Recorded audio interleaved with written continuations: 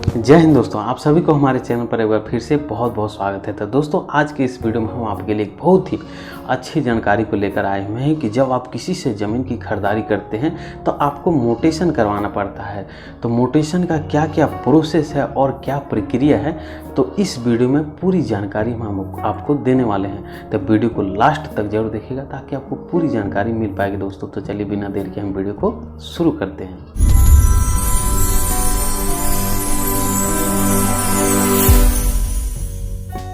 तो दोस्तों, मोटेशन होता क्या है? तो जब कोई भी व्यक्ति किसी से ज़मीन की खरीदारी करता है और उस ज़मीन को अपने नाम करवाता है तो उसको जो है सबसे पहले तो केवाला करवाना पड़ता है, और केवाला करवाने के बाद उसको मोटेशन करवाना पड़ता है, जिसको हम लोग हिंदी में बोलते हैं दाखिल खारिज करवाना। तब पूरी सरकारी रूप से वो ज़मीन उसके नाम हो पाता है।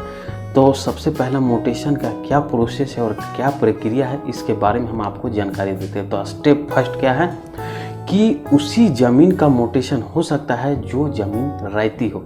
केसर हिंद, डीबीसी और गैर मजरूआ ऐसे ज़मीन का बिल्कुल भी मोटेशन नहीं होता है दोस्तों। तो जिसका भी ज़मीन रैयती ज़मीन होगा और उसका अपडेट करेंट रसीद कट रहा होगा तो उसी ज़मीन का मोटेशन होगा। दूसरा स्टेप क्या है दोस्तों कि वह ज़मीन जो है CNT एक्ट का नहीं होना चाहिए। अगर वह ज़मीन CNT एक्ट का होगा तो उसका केवाला तो हो सकता है लेकिन उसका मोटेशन बिल्कुल भी नहीं होता है। तो दोस्तों, तीसरा स्टेप क्या है कि जब आप किसी से ज़मीन की खरीदारी कर लिए और उसका केवाला करवा लिए तो उसके बाद आपको क्या करना है कि जिससे भी आप ज़मीन खरीदें तो उसका वंशावली और खतियान और इन सारे पेपर का कोर्ट से एफिडेविट करवाना होता है। और एफिडेविट में यही सब सारे चीज़ों का वर्णन रहता है कि यह ज़मीन CNT एक्ट का नहीं है और कौन लेखधारी है, कौन लेखकारी है, कौन किसको ज़मीन कितना दे रहा है। तो इन सारे चीज़ों के बारे में टोटल चीज़ एफिडेविट में लिखा हुआ रहता है।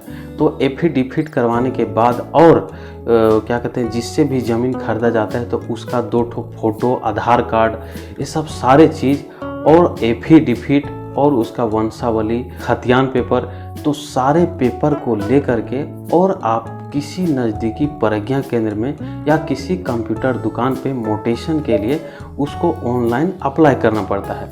ऑनलाइन अप्लाई करने के बाद ऑनलाइन अप्लाई किया हुआ पेपर को जाके ब्लॉक में कर्मचारी के पास उसको देना होता है और कर्मचारी उस पेपर को पूरी तरीके से वेरीफाई करता है, अपने रजिस्टर 2 से उसको जांच करता है कि किसका ज़मीन है और किसके किसके नाम से है, वंशावली के अनुसार टोटल प्रक्रिया उसका देखने के बाद अगर वह पूरी तरीके से वेरीफाई हो जाता है कि सही है तो दोस्तों कर्मचारी के पास पूरी तरीके से पेपर वेरीफाई होने के बाद CI के लॉगिन में डाला जाता है। तो देखिए अभी क्या है कि सारा चीज़ क्या है, ऑनलाइन है। तो पेपर स्कैनिंग करके हर किसी का लॉगिन ID में ही जाता है। तो ID में ही टोटल चीज़ वो लोग ऑनलाइन रूप से चेक करते हैं। तो कर्मचारी के पास वेरीफाई होने के बाद वो जो पेपर है CI के लॉगिन ID में जाता है। जब CI के पास वेरीफाई हो जाता है तो वो पेपर को फॉरवर्ड कर दिया जाता है अंचल प्रधान लिपि के पास, जिसको हम लोग बोलते हैं ब्लॉक का बड़ा बाबू। तो ब्लॉक का बड़ा बाबू कौन होता है?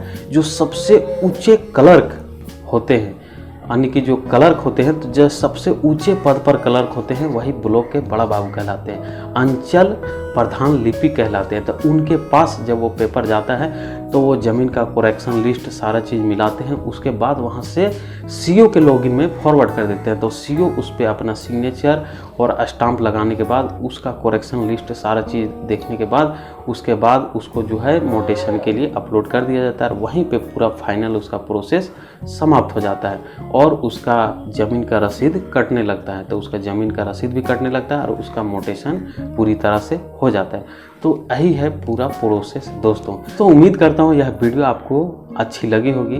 तो अगर आपको यह वीडियो अच्छी लगी होगी तो आप एक लाइक ज़रूर कर दीजिएगा और इस चैनल पर नए होंगे तो सब्सक्राइब कर लीजिएगा और अपने दोस्तों के साथ शेयर कीजिएगा।